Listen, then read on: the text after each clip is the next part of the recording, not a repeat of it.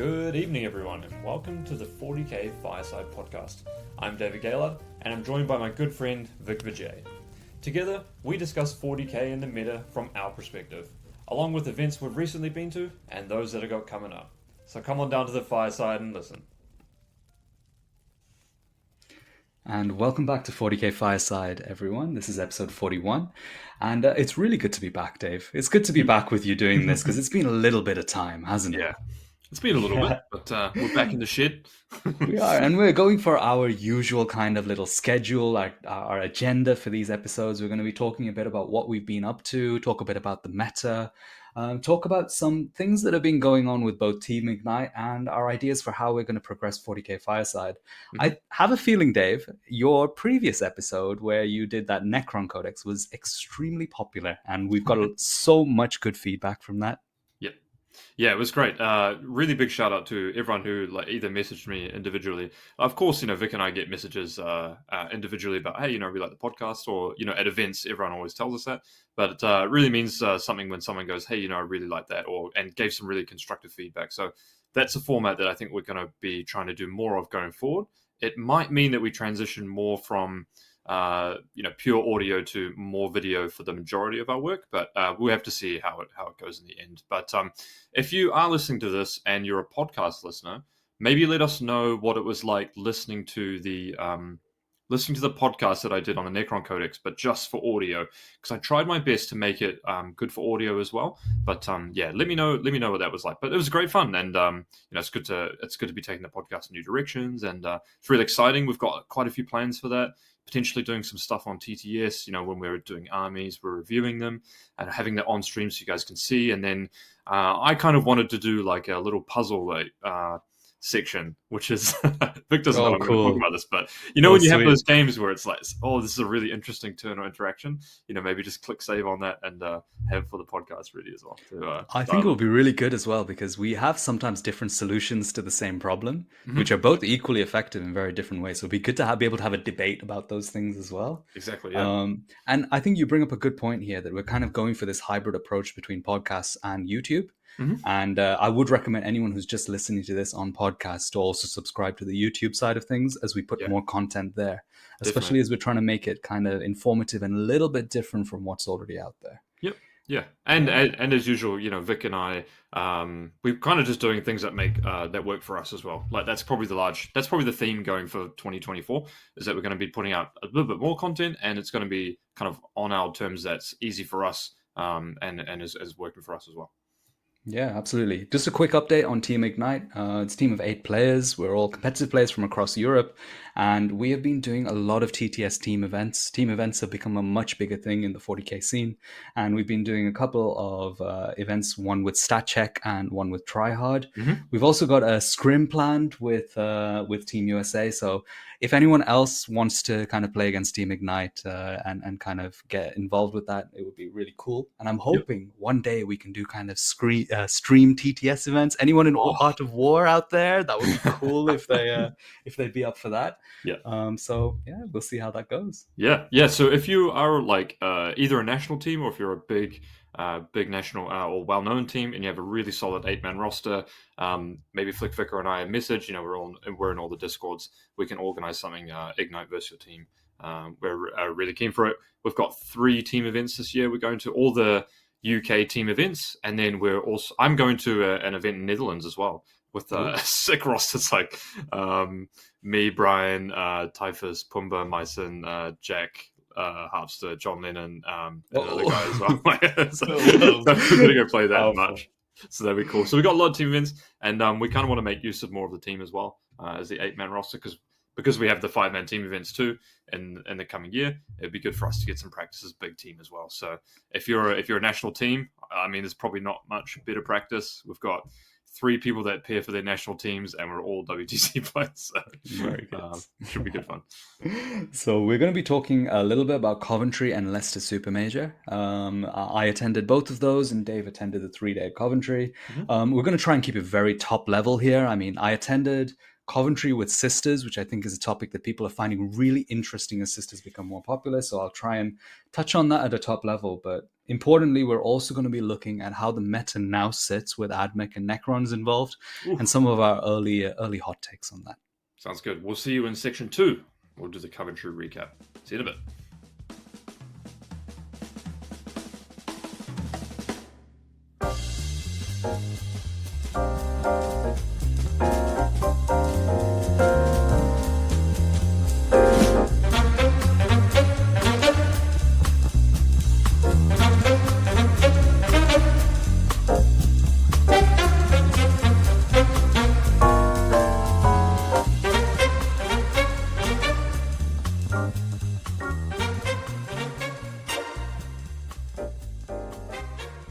Alrighty, and we're back.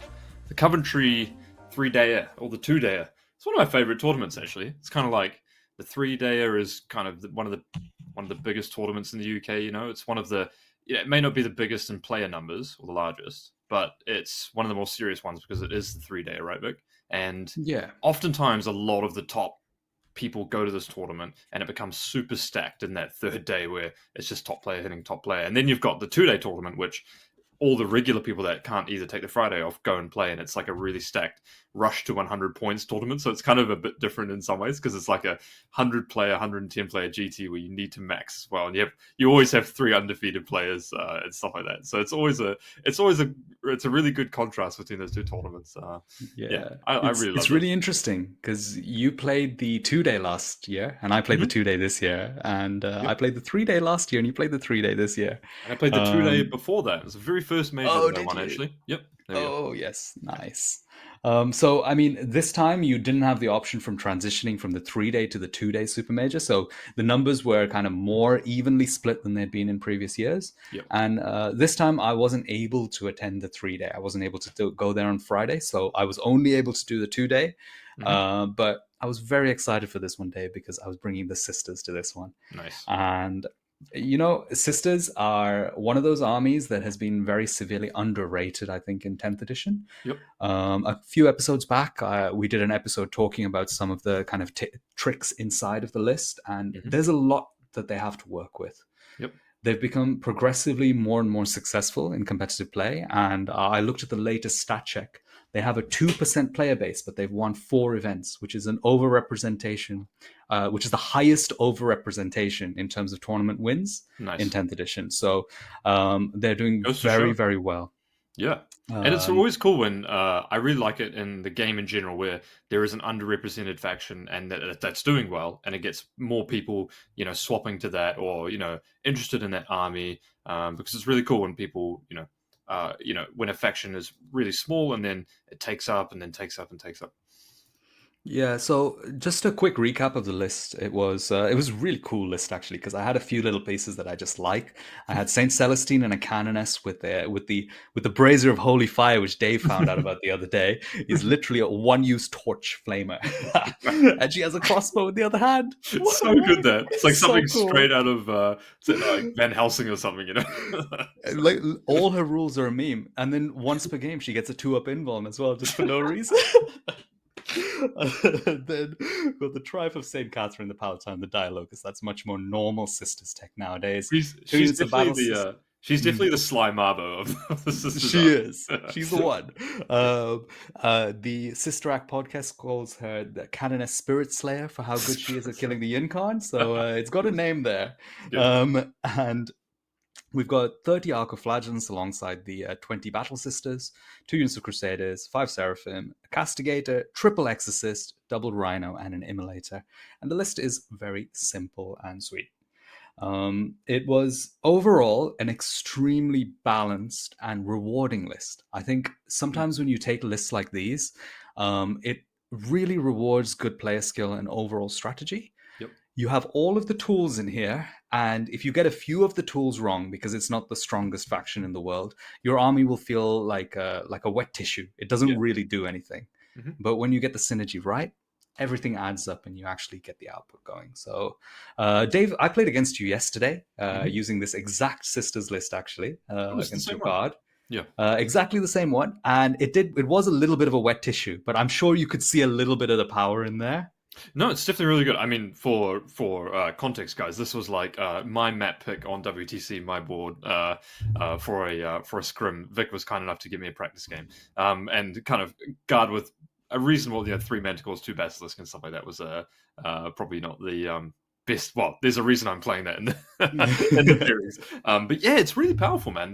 There's some really cool tricks. Like Celestine is like there's a lot of tar pit units there. The 3 Arcos, if they get into the right target, are the Arco Flagellants. If you don't know what I'm talking about, they can really bog someone down, and then armies that struggle to fall back and shoot, suddenly they're in a problem, and then if they do line up into the right units, they just absolutely obliterate them. Like it's kind of crazy, their output. And then if you can tar pit down the right parts of the board, then your other parts, like the multi-melters and the melters and the Palatine and stuff like that, where you can pump the miracle dice into, and if you can carve out sections of the board with that, then it's quite good. Yeah.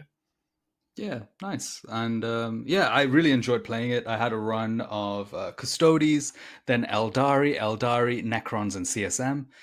Managed to win all of those games, get the 5-0, and just about with the tiebreakers managed to win the event. So I was really happy to do that. In terms of future things with Sisters, so I think Sisters are going to become quite a bit more popular. Maybe after the balanced data slate, they might continue to become a little bit better. They might also cop a few nerfs, because I know the Arcoflagellants are probably a bit grossly undercosted here. They're a little bit too cheap for their defensive profile. And their offensive profile isn't negligible. It's like a lot of attacks. Yeah. So I wouldn't be surprised if Sisters do get a little bit of a nerf, but maybe they don't. Maybe they get like a nerf and a buff, and they still end up being in a good place in the meta. But now that people know an archetype exists that is quite accessible and good, maybe it will continue to become a bit more popular.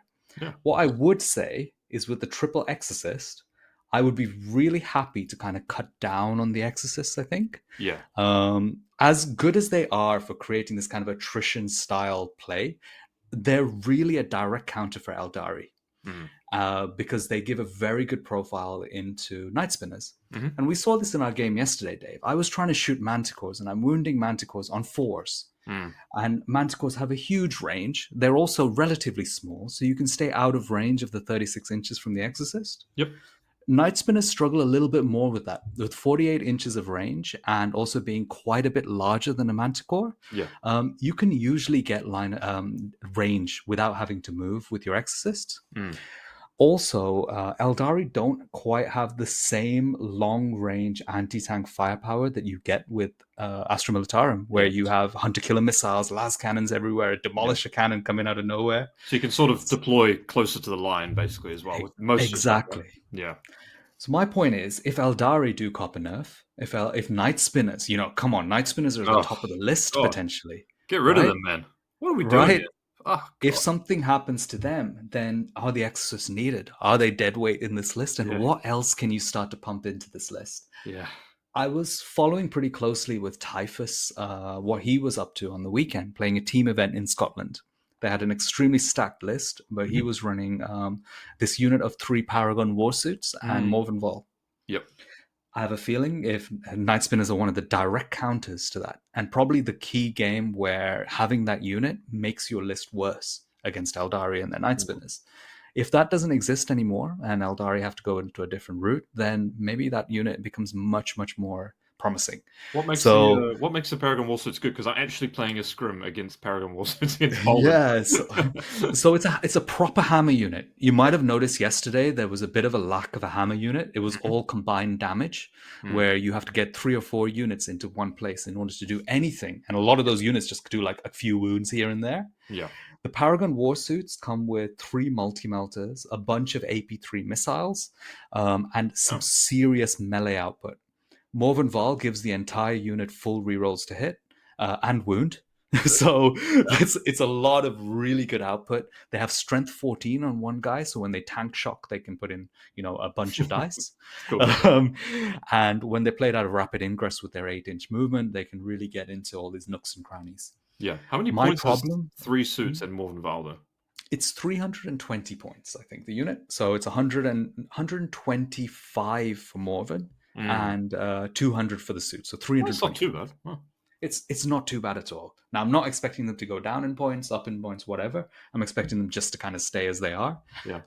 But maybe without Night Spinners there to just slow them down and completely kill them, because as soon as you go through the 2-up save with Devastating Wounds, they really do struggle, especially with -2 movement and not being able to advance. So Yeah. we'll see how that unit does going forward. And, maybe there's option to take multiple units. Who knows? It'll be very interesting to see. But I think Sisters have a lot of play, especially if other stuff in the meta gets nerfed more than them. Yeah, for sure. Recently you played at Leicester. How was that? So Leicester, I went really try hard, Dave. I did a switch over to CSM. Yeah. Actually, one of my regrets of this edition post WTC is not taking CSM to LGT. Man. Yeah, dude. That was a bit of a mistake, actually. There's nothing wrong with trying hard. That's good. It's good to try hard. Yeah. And I thought, all these people are running these accursed cultist builds. A lot of people were not attending Leicester. A lot of the best players, yourself included, were not attending Leicester. So I thought, here's a serious chance for me to try and win a super major. Yep. It's been a while since I've done that, Dave. Like, I won the Coventry major, but I haven't won a super major for a very long time, since last edition. So I thought, okay, here's my best chance. Let me do something which a lot of people are not doing, which is go extreme MSU on CSM with 4 rhinos and fill that with 8 units of 5. My list was so strong for this, Dave. Like, I walked into that tournament, and for the first time in a long time, I was like, I have the best list in the room. Nice. Feels good. Yeah, I felt powerful. And I went into my round 1 against Admech. And this is old Admech. You're like, here we go, baby. Fish in a barrel, fish in a barrel. Okay, this is one of the weakest armies in the edition. This should be fine. I got a message from Josh Roberts, who was the ex-Team England captain. And he said, look, take it easy on this guy. He's my friend. He's only just started competitive 40K. Don't make it too hard on him. All this stuff. And I was like, okay, of course, I'm going to be really kind here. Kind of get him introduced into competitive 40K. And I'm telling you, Dave, he was such a good player. He was so good. And the irony is, by the end of the tournament, I'm seeing him on the very top tables, going undefeated. Gosh, fuck you. And I got into this game, and there's a few points where I'm like, okay, right at the start of the game, like, let's give him something to kill over here. Let's like put my unit out, and let's not put like my rubrics on here with OC2. Let's put my chosen in this spot, just in the open a little bit, hold an objective, like get some engagement from him, all this stuff. And I learned a big lesson in life in this game, which is you should never underestimate a faction you don't understand against a player you've never played against. That's a good point. And the player was really good. And his list was extremely as optimized as Admech can be, with 18 breaches, 3 units of 6. I have no idea what breaches do. All I remember is what breaches did in 8th edition. Yeah.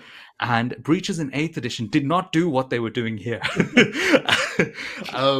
He had this unit which had sustained hits. It was a unit of 6 breaches, full rerolls to hit. It shot me in Overwatch and killed an entire unit of Chosen. Then I shot it with a Forge Fiend. I went under with the Forge Fiend and killed like 2 guys. 4 breaches then killed the Forge Fiend back.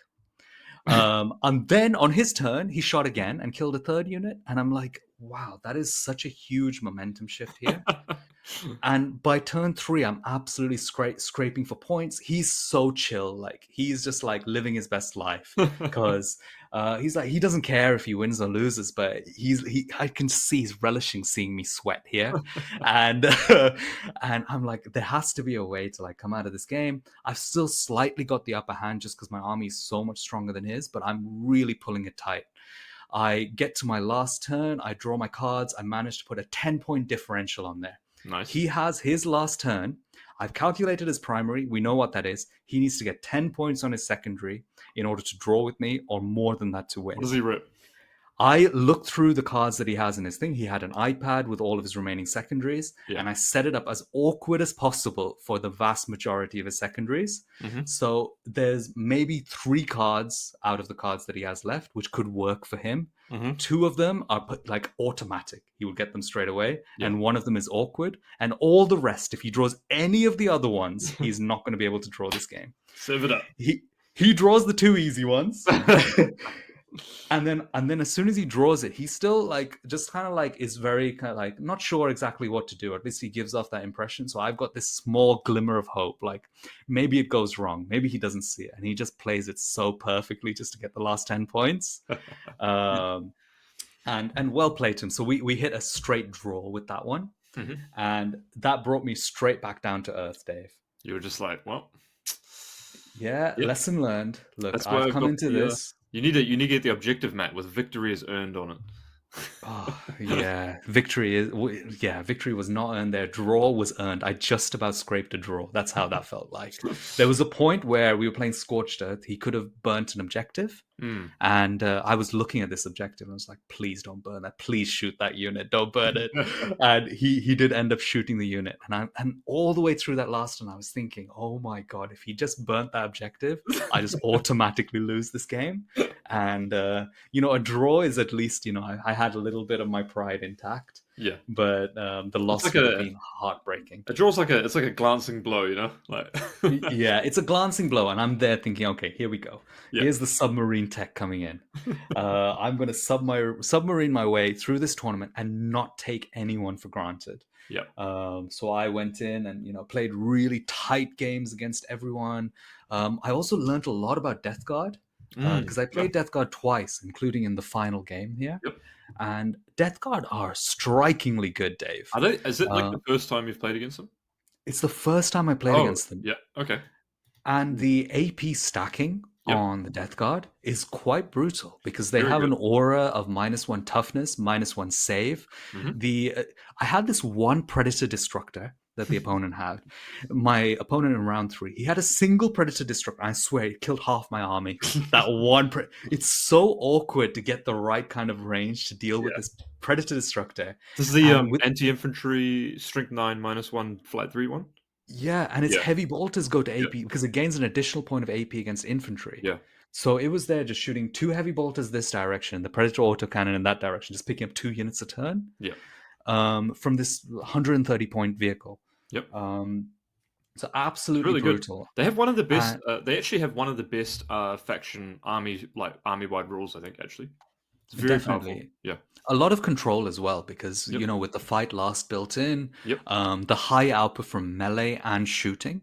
Yep. And progressively, their army just seems to get more and more difficult to chew through as the game goes on. Yeah. And actually, some of the vehicles have like quite high OC as well. Like a PBC, I think is OC 4 or something. Right. Which actually, towards the end of the game, they just dump that on an objective, and they're like, "Cool, I win by like 10 points." You're like, "Okay, great." Yeah. And my opponent in round, and this was another lesson for me. So this is the second army now I played in this tournament, which I've never played before. Admech and now Death Guard. My round 3 opponent did get a massive advantage on me by catching me out with a few of these high AP things, because CSM play a lot of threat saturation.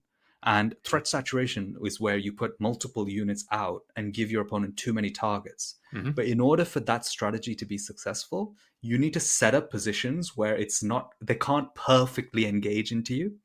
So they can't put the exact correct units in to deal with all of your threats.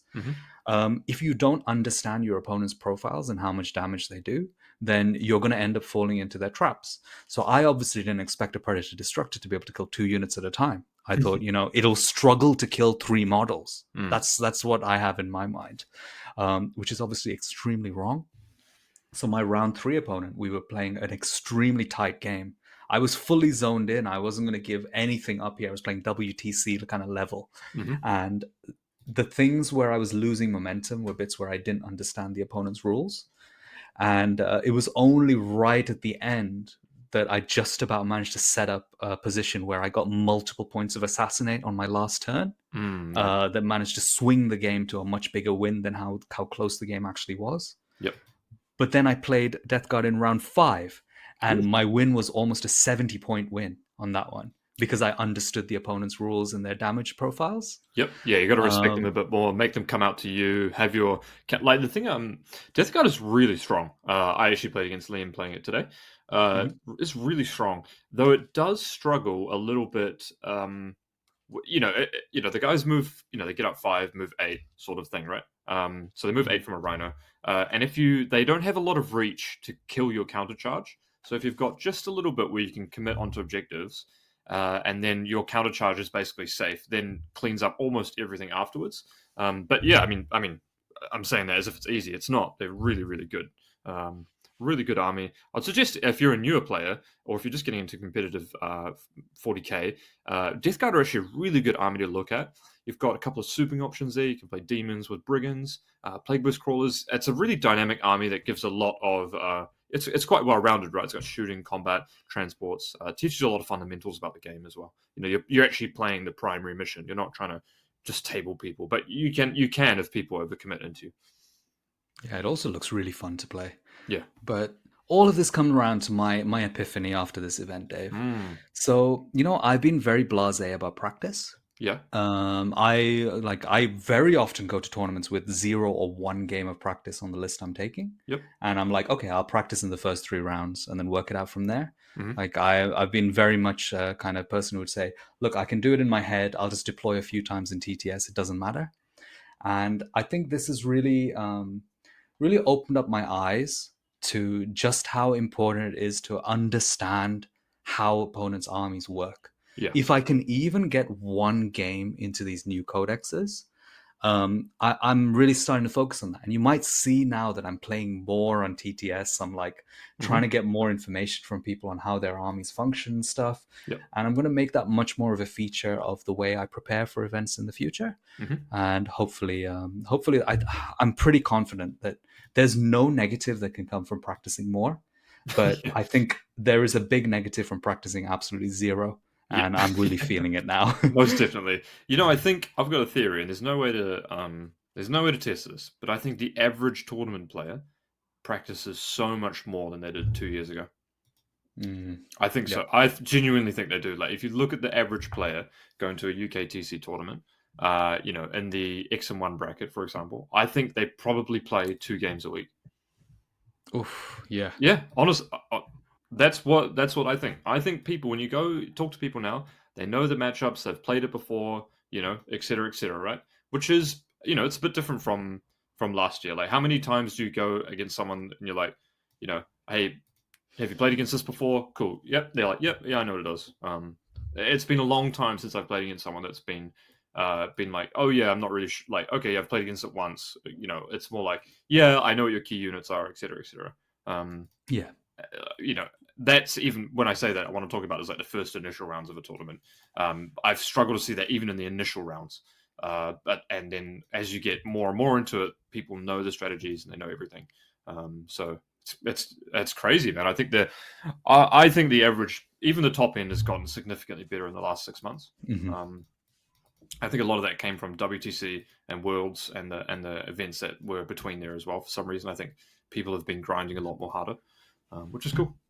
Yeah, the quality of play has significantly improved. One thing I've noticed is people's mission management has improved so much. Their ability to see how they're conserving points and they're aiming for higher scores in games is something that wasn't really a feature of the game even a few years back. People would just go in and be like, okay, I'm going to try and kill this stuff. Now people are thinking like, I'm going to try and score these points to try and win the game.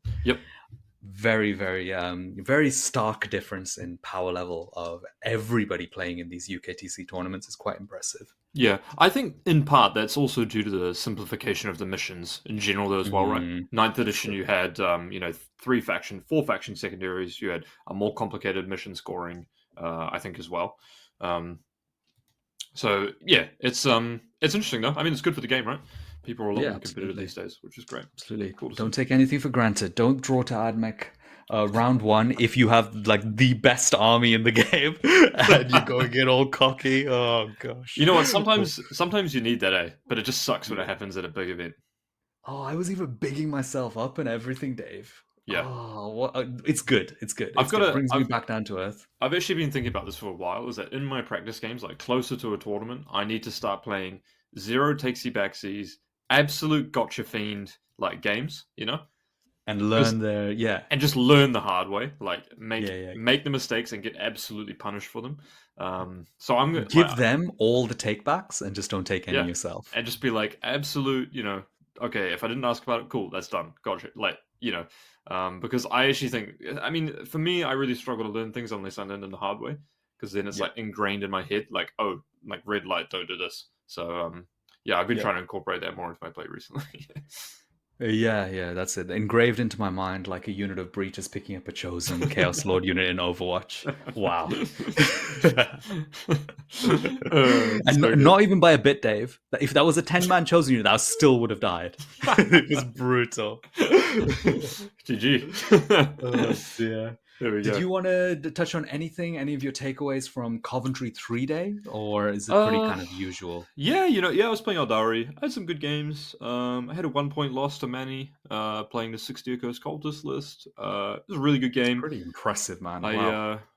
I played kind of just played out of my skin that game. I had a really elaborate trap, but I just oh my god, I accidentally fast rolled two of my damages into a Rhino that I should have kept a Fate dice for, which was just a bit of slip of the moment really. And then I could have teleported main con out, but it was it was the weirdest thing that game is that not the weirdest, but it just goes to show how hard 40k is. Manny shot his Forge Fiend into my Wraith Guard, killed all 10 of my Wraith Guard, and then goes, that's game. And then I was like, oh, okay. And I was like, I actually think it looks pretty good for me here. And it's just, I always laugh when two, it could be whatever. It could be, mathematics or whatever, or business or something. But when two quite adept people come to the exact opposite conclusion, it's always it's always a laugh, right? Because it's like, well, one of us is clearly really wrong here. And it's kind of like, how could you get it so wrong? And yeah, it ended up being basically a 1 point game where we didn't actually end up playing the end of the game. But it would have been a 1 point game if I just tabled him and then jump onto objectives, which I could have done. So yeah. Damn. Well, it's still a damn good effort to get to that point in what is, in my opinion, quite a bad matchup for the Eldari. Yeah, it was a tough one. Yeah. That's real testament to your player skill there, so well played. Yeah, I went second in that one. But you know what, Vic? I don't think I'll be playing Eldari anymore. I really just didn't enjoy painting the models. I didn't enjoy the play style was interesting, but it wasn't really me, I didn't get excited about it. You have armies like that, you just There is quite a drop off in Eldari. I think a lot of people have played it and found it quite boring. Yeah. It's Yeah. actually it's actually quite hard to play in those matchups. That's tough. You've got to think about the game in a completely different way. And I think that's what people don't get when the difference between a good Eldari player and a great one is that they don't think about the game the right way. Like you have to think about the game. And I really realized this when you did the podcast with Nick from Art of War ages ago, and you said I actually think about the game in terms of like managing space and whatnot like that. And that's why Manny and I came to a complete different conclusion, because I said, well, you've committed 2 units up here. I can shift my entire army to only killing that, and then I can deal with the rest of your army that's just going to be taking a turn off from the whole game that's down the complete bottom side of the board. So you've allowed me to focus. You've killed a big asset, that's sure, but you've allowed me to focus my entire army into one part of the board whilst the rest of your army can't activate. And thinking about like the game in terms of activating and space management is a really good lesson to learn. So I think I developed a lot as a player playing it, which is great. But it's not really the thing that I enjoy in terms of optimization of like math and numbers and stuff like that, which is kind of why I think, and the aesthetic, I think in general, yeah. Yeah, fair enough. We'll see how Eldari go after the balanced data slate and see if there's a more engaging playstyle available for the diehard Eldari fans out there. Yeah, because I definitely think there is. Yeah, I know. Yeah, I think so too. Yeah, I think that's good. I know. Well, I was going to say, I'm going to talk over you. Yeah. No, it's okay. I think Liam's been playing a lot without using any of the broken units, like no Wraith Guard, no Night Spinners. He's been having great fun and kind of excitement using it. So let's see where this story goes. See where the story goes in part 3, where we're going to be talking about the kind of comparison between the AdMech and the Necron Codex, where we think they sit, and kind of maybe things that we're thinking about for the balanced data slate, because I guess balance data slate will probably be before or after we do the next episode, or before we do the next episode. So maybe we'll do a bit of a wish list. We'll see. But we'll catch you guys in about 30 seconds.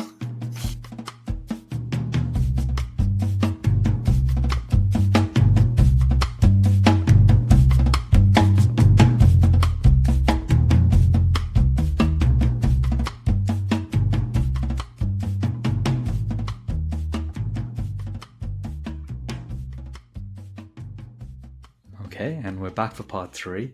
So we've got 2 more new codexes, Dave, and it's super interesting to contrast between the power levels of these two. I've played against Admech. You've been playing a lot with Necrons. Yeah. What's your kind of high level view of how these new codexes are kind of integrating into the meta? I think Necrons, they've actually hit the nail. I mean, there's always a few things you could change, right? A few things that's like, well, why would they do that? Well, there's some internal balance things that were, not great. But I think all in all, they've nailed the power level of Necrons. They're definitely not oppressive by any means. I was thinking, wow, Wraiths are going to be super good. Everyone's going to be buying them. They're going to spam them. But, honestly, the output's really low. They can get tagged. There's definitely downsides to them. So, it just feels a bit weird to have a fast, tanky unit. But, yeah, it's I think they've really nailed it. I really actually enjoy the way that they've done the detachments and the Necron one specifically, because it's more of like 4 Army of Renowns. And actually, I take that back. It's like 3 Army of Renowns, and you've got the Awakened Dynasty, which is the previous one, right? Kind of like, you can take all comers with that one. But some of them are really cool, man. They've actually pushed the boundaries whilst managing to make it reasonably balanced here. You've got the Hyperphase detachment where you can bounce everything up, and they've actually wanted people to start playing models that have previously been absolute trash, i.e. the Monolith, right? And other Catan. And then they've tried to push the boundaries for things like Destroyer Cult, which unfortunately isn't as good, but, the Canoptic only stuff, right? Where it's only Canoptic or Cryptic stuff that's getting the bust from your army. So I think they've done a really good job. Like I said, there's some internal balance problems there, I think. But I would say it's really cool. I've loved it. Obviously I did a recap of it last episode as well, so yeah, it's got lots of room to explore, quite a bit to optimize, and I'm really looking forward to playing it. I've got some Necrons painted, and I really enjoyed painting them so far as well, so I need to get back on that as well. Yeah, awesome. I mean, looking at the power level of Necrons, I think they're potentially a little bit overrated. I would say that, people are going to get drawn to this 18 rates in Canoptek Court, and I do think that is still the correct way to go, probably. Yep. It's the obvious and correct way to make a very strong Necron list as your foundation. There are a few other very powerful combos with Immortals, etc., that just are obvious. Yeah. But what I would say is that compared to previous times when codexes have come out having strong combinations that are obviously broken, in this case, I think they're obviously strong rather than broken. Yes. And I think once people put them on the table and try to play against it, I think it'll be really interesting to see how people change their lists with the 18 rates in mind, and whether that gives good counters to it. I think it's a very obvious list to counter in the meta. And there may be a little bit of a transition period, but I think that they'll be within the realms of being balanced by the time everyone gets to grips with it. Yeah. What I would say is the Canoptic Court is really great from a player expression skill standpoint. You've got the battle tactics stratagem where you can move if they move within 9 of you. You've got the untargetable one on top of that as well, and you've got a couple of other reanimation tricks and stuff like that you can do in them as well. What you just said harkened me back to the Kasrkin release, because Immortals are kind of similar to Kasrkin in that sense, right? Kasrkin were a unit where all right, I could teleport 6 mortals, 6 mortals, 6 mortals, like great. Like Immortals, you have to start them on the board or come from outflank, and the 24-inch range after that. So there is a lot of play around that, and they are strong, but they're actually pointed, and they're not cheap. It's like 275 points, and sometimes they can be a bit one and done. So it is a really hammer unit, but Necrons don't really have any of those hammer units. So it fits well, and it's nice that they're releasing stuff now that is obvious, but not obviously completely broken, where you can just bludgeon your opponent with them. Yeah, absolutely. I mean, I do worry a little bit if other stuff gets toned down a bit, if there are Mm. going to be enough answers in the meta for the Hmm. stat check that those kinds of lists present. Hmm. Um, I think they maybe got the internal balance a little bit wrong here by Mm. giving, because there are two very frustrating stratagem archetypes in 10th edition. Hmm. One is the one where units can move out of phase, Hmm. and one is the one where they're untargetable outside 12 inches. Yep. I actually find those very frustrating to play against. Hmm. I love to use them because I love control aspects in my lists, but I also think that they're actually relatively bad game design. Yep. And the fact that the Canoptech core does have both of these maybe is a little frustrating to play. And I think that was the big criticism of Necrons in their index, that they're just frustrating to play against. Yeah. Um, Yeah, I completely agree. It's weird that they've tacked both of those stratagems, which are two of the best, widely regarded stratagems in the game, right? mhm. Reactive move and untargetable just enables so many units. It's weird Yeah. that they have those in the same court. They're not battle tactics, though, which is nice for a change. I don't think they are, at least. But what I would say is that the Necrons now are so much more enjoyable for both players to play than previously, than previous builds, right? Yeah, Yeah. absolutely. I don't think anyone on our team enjoyed playing against 40 warriors when I was playing them pre LGT, right? No, it actually caused chaos It did. because every discussion was like, "Oh, this is awesome, but can I kill 20 warriors?" Yeah. Yeah. So yeah, it's definitely a big improvement. I actually don't think the Canoptic Wraith build is a stat check build. And I think players that play it like that are gonna do quite poorly because Wraiths don't really stat check people anywhere near as well as you think they do. They, Mhm. you know, if you, let's say your opponent plays aggressively with their Wraiths, then there's a chance that when you go to charge them, you will control the objectives and they can't get full rerolls to hit. And then you can sink in, kill 3 wraiths and then they hit back with weapon skill 4, blah, blah, blah. And then they can't fall back and shoot. They can't fall back and charge. So, yeah, there's definitely ways of tying them up. Nice. I Yeah, think they've done yeah. I well. think people will develop counters as they see it on the board more and stop just theory hammering it. Yep. And I don't actually think it's interesting because it's easy to point at 18 wraiths being a thing, but I'll say the same thing I said at LGT is that everyone was trying to counter 40 warriors, but look what ended up winning LGT. No Necrons Mhm. in the top 8, right? Yep, There we go. absolutely. So I think if you're thinking 18 wraiths is going to be a big problem, I honestly wouldn't tick against them that much. The chances are, like every single game that I've played with Necron so far has felt like the better player wins, regardless of like what army you're playing, Mhm. which is great. It's a good part of the game.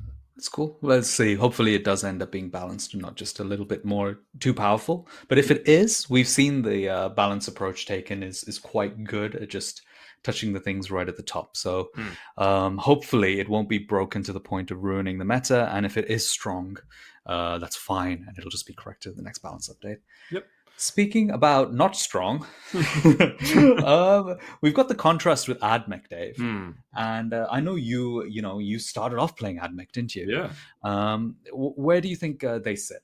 Yeah, it's a tough one, man. It's kind of tough because both of these codecs were released at the same time, yet it feels like two people, two completely different teams wrote these books because there doesn't seem to be a kind of power level aspect or analysis of these codecs side by side. Because if you look at these codexes and you think, you look at AdMech and you're like, well, where is there like one, big hammer unit? Okay, well, it's okay. What is it like? Is it Sicarian Ruststalkers or something? And then you look at their profiles and you just think like, why are these weapons skill 4? Hmm. You look at the army, it's like, why is this traditionally shooting army ballistic skill 4?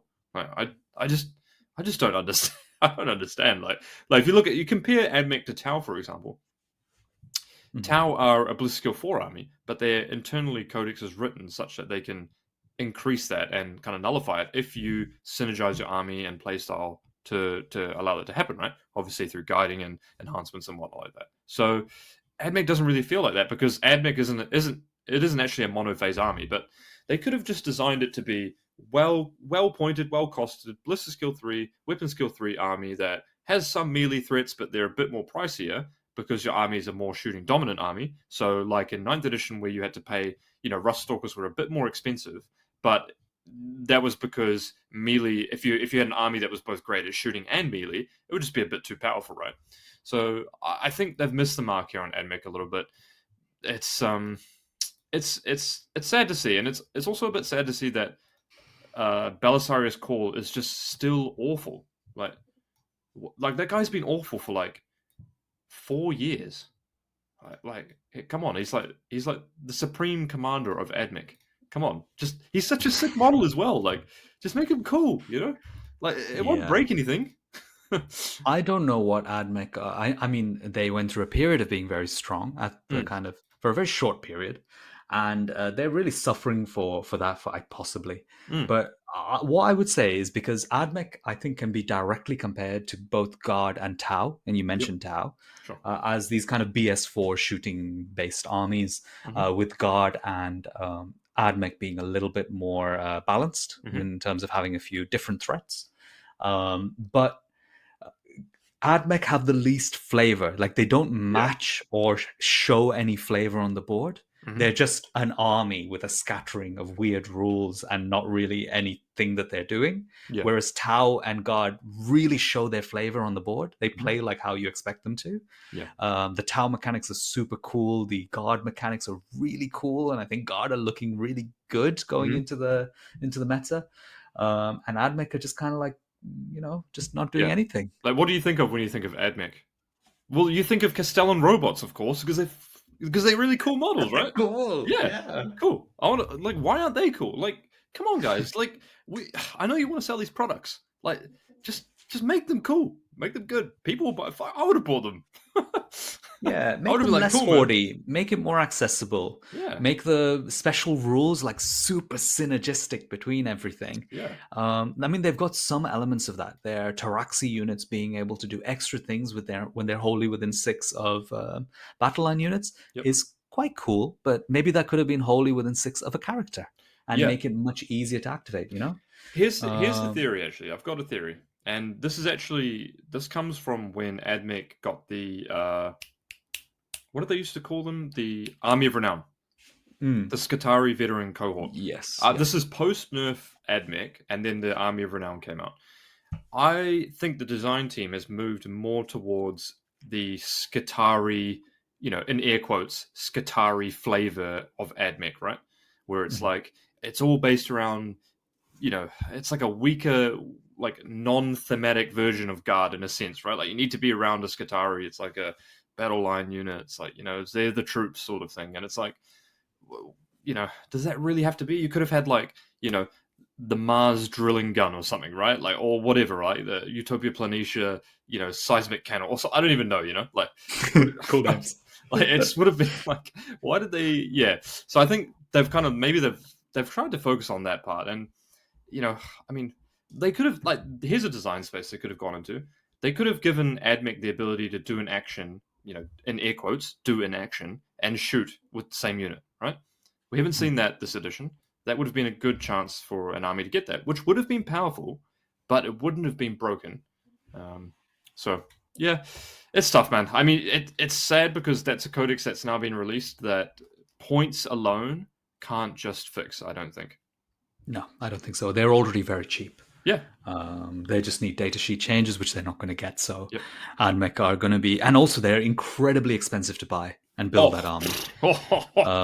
It's brutal. You know what one of the best units is, right? The Patraxi Skystalkers. Oh my word. Have you ever used that model in real life? Oh my I have a unit of 5 assembled, and I can't even stand them up anywhere near each other. Dude, they break. Oh my, they're transporting those is the word. Oh, Serbia's Raiders. Oh my word, they're expensive as well. Yeah. I've got like a mortgage sitting in my like shelf. It's like 27 of those fuckers. One day they'll be good, man. You put that on eBay. Yeah, boom, cash in.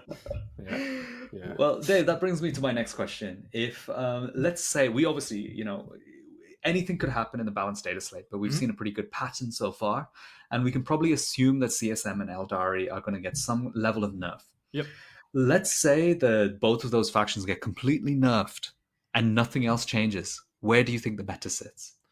You know, what I would say is, in context of that, if you play against CSM and Eldari, that's one of the few games you feel that your player skill won't be able to just win you the game. Because I feel like if you play any matchup that doesn't involve CSM Eldari, there's a really good feeling of like the better player won, you know? Like, oh, he played really well doing this, or oh, I made this mistake, etc. Whereas CSM, it's like, well, yeah, he made some mistakes, but like his units, he had so many units, they were so efficient. Somehow his Rhino did like 10 damage because it shoots with the pact and like exploding 5s. Like, it's got fire in deck too. Like, okay. It's like more than my Scorpius Dune Rider does, Disintegrator.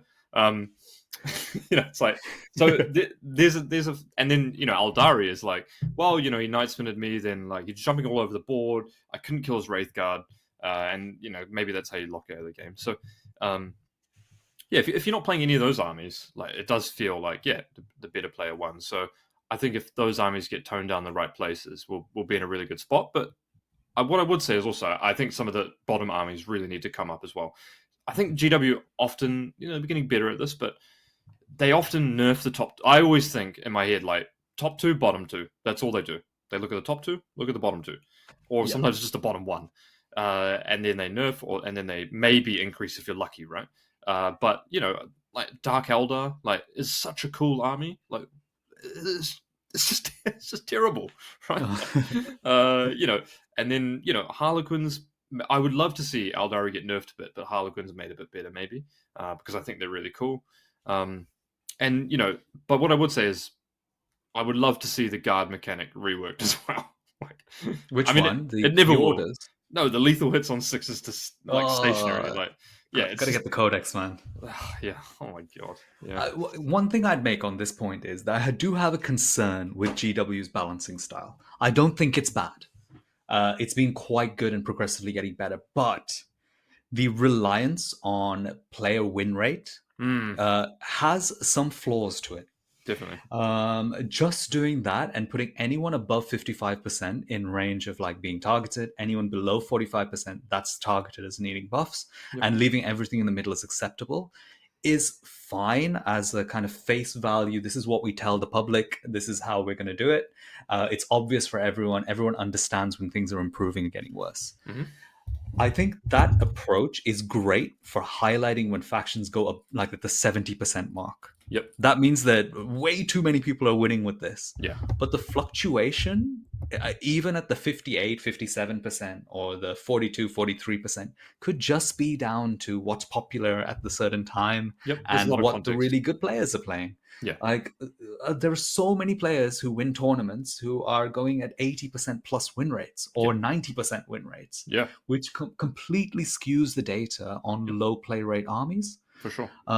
Like if you didn't have the small uptake in Sisters recently, where it's a 2% play rate, but all of a sudden you have multiple really good players jumping onto it and pushing the win rate up above the kind of 52, 53%. Sisters was sitting at 45% win rate. It would have been getting buffs in this particular balanced data slate without taking any idea of the context of it. So I have a little bit of concern about that, but I also understand that GW are a little bit stuck on which metric to use without having like a lot of good data to work on. And it's very hard to access that data, to be honest. For sure. And the reality is it's a really complex picture, right? It's a combination of these are win rates for sure, but it's also a combination of you need expert analysis in there as well. I just thought while you were talking, I'll just bring up the stat check win rates, because I haven't looked at these in God knows forever, right? Which goes to show because Drakari is not the bottom actually. What's at the bottom? Adeptus Custodes. When's the last time you saw that on the table? Yonks. Imperial Knights. When's the last time you saw that? WTC, literally. Deathwatch. I mean, come on. I mean, Marines are already pretty good, so that's fine. Another really cool army, Chaos Demons. Like these armies are actually really, really cool armies. I mean, armies that I like as well. But let's look at an army like Genestealer Cult, 45% win rate. It's definitely, quote unquote, stronger than 45% win rate army. You could win. You could win a super major with Genestealer Cult right now. I think if you're a good enough player. I had the absolute pleasure playing Alex McDougall on them, and they're still really good. But you need to put in the work. And they're an army that, if people don't tick against it, can be quite punishing. And if people haven't got the practice against it, can be really good. I mean, I would argue that's the same with Drukhari and Yeah. even Chaos Demons. You've got Skari getting 80% plus win rate, winning Mhm. tournaments with Drukhari. Um, that is probably testament to the fact that I think this meta is good. I Yep. think where we are is as good as it's been. Yep. 10th I edition. don't know. Yeah, 10th edition, the balance now after the first two sets of balance changes is actually in a very good place. And now I think the biggest threat is not balanced data slates, which I think just tweak things. I think the biggest threats are incorrect power levels on new codexes. Yep. And there's been a weird thing now that we've seen compared to ninth edition, where we've had four codexes now, and the Tyranid one is a little bit weak. So is the Admech one. Yep. The Marine one is good, and the Well, it's Necron one, arguably very good, right? It came second yeah, at Warhammer World Champs. I'd say the Space Marine one and the Necron one are both good. They're Yeah. strong armies, but nothing is broken yet, Mm. which is really making me very happy. So as long as they keep up that trend, we're going to have a consistently very good meta where people are all engaged with switching between different armies and Mhm. experimenting with different things as they get bored of the Yeah. army they're playing. And I would, So and it does seem like you could actually focus on a faction and continue to do well with it, because it absolutely. does feel like player skill is the largest contributing factor. That means that you could play, Tyranids for a long time. You could play Astra Militarum for a long time. Yeah, and I think there's a lot of depth as well. Mm, We're seeing people as they go more and more into their particular index that they're focusing on, finding new little extra things and adding it on, which are working in their lists. yep. We can see that with sisters. There's 4 or 5 different archetypes that are all working, just depending on an individual's preference. Yeah.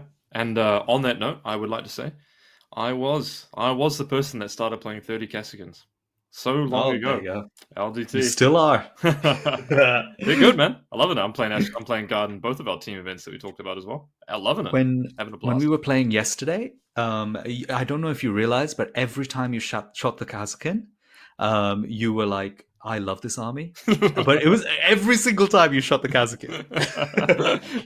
They don't even do that much damage to me, but they're so cool. Though. Super Yeah. dynamic, super soldiers.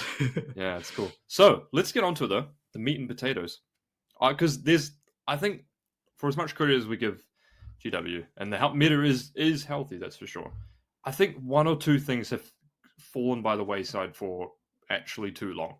And actually, if these were, trying to think of the right thing to say here. I'm gonna compare a Night Spinner to Leviathan Warriors, and you know what? You obviously can't play 18 Night Spinners, but Please. but I think they've had just as big, if not bigger, impact in the meta than Leviathan Warriors maybe did as well.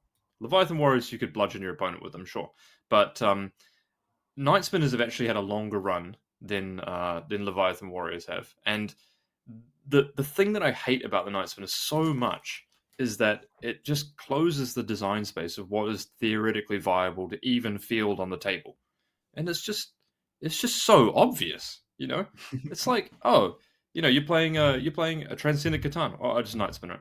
Oh yeah, cool. You've got this like infantry unit that's going to try and advance and charge. Well, I went first, Night Spinner. Okay. Cool. You've got Bulgarians, Night Spinner. You've got Arc of Legends, yeah, Night Spinner.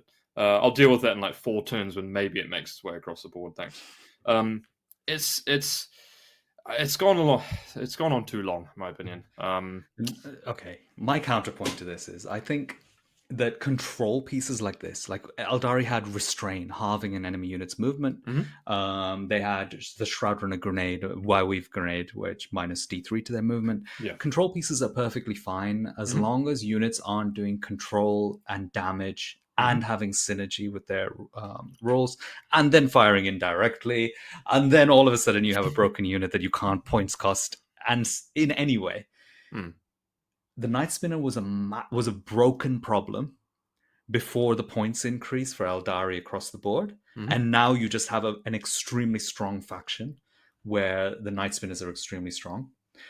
I would say that Night Spinners before the overall points changes to Eldari were as broken as Tyranid Warriors, and I agree with you. Mhm. Now they're just absolutely incredibly annoying, but there are at least some answers to them that people can build around. Yep. And I think Tyranid Warriors were more broken than that at the time. So yeah, there's different levels of broken. I would say that now at this stage we have nothing which I feel is truly broken in the meta. We have some incredibly strong things: Phantasm, Wraithguard. We have Chosen, or just the ridiculous pact mechanism firing out of rhinos, etc. But everything is beatable if you get it right.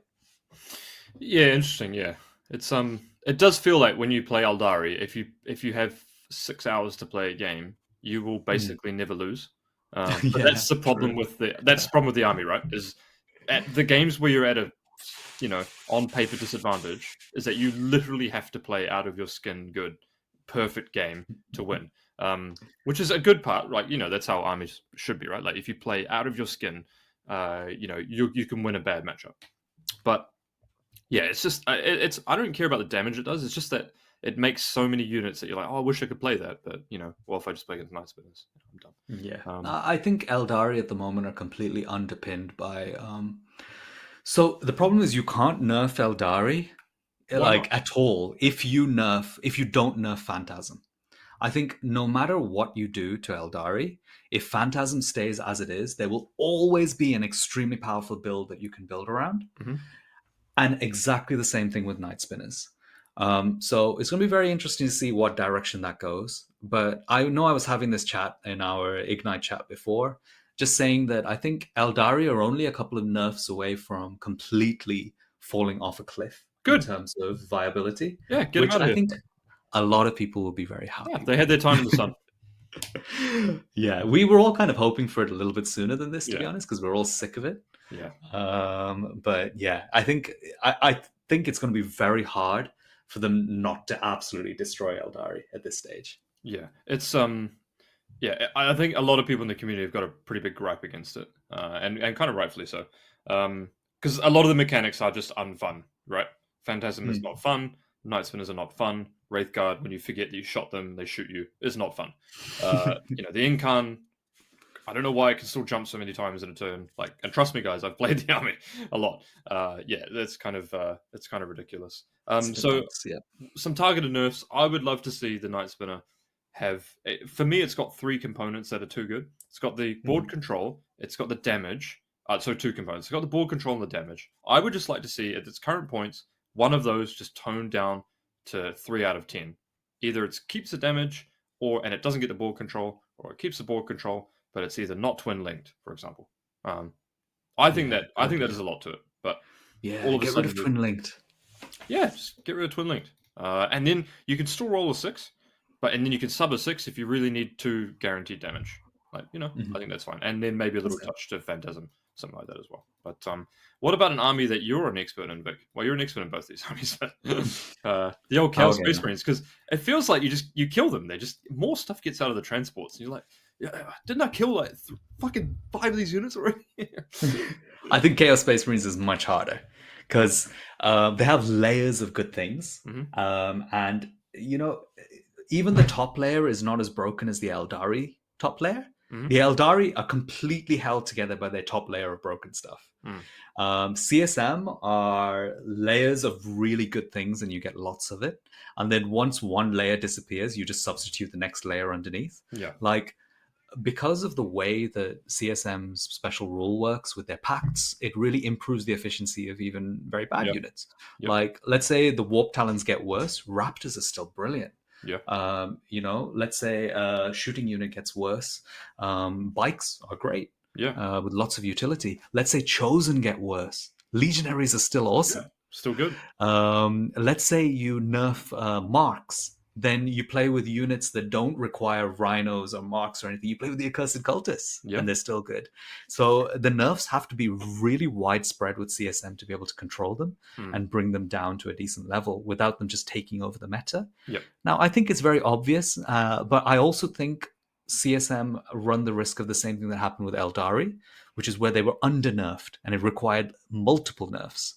CSM have just been buffed, And now they have to go through a cycle of 1 or 2 nerfs, I think, to get to the correct level. Yep. So it'll be interesting to see what GW do. I'm a proponent of going very widespread on their nerfs and just nerf every single thing that they have. I 100% just to agree. make sure that you can't just rebuild into something else that's just as good. Yep, I 100% agree. And here's an interesting point. When you completely nerf something, then there are armies that come up from the surface, and then they're the new armies, right? And then you can always unnerf some parts to it, right? I mean, it's so much better and healthier for the game as a competitive game to over-nerf something, have a fresh meta, because it's no longer the top army gatekeeper, and then have new armies that are the top. You know, this brings new meta discussions. What defensive profiles do you need? What offensive profiles do you need? Et cetera, et cetera.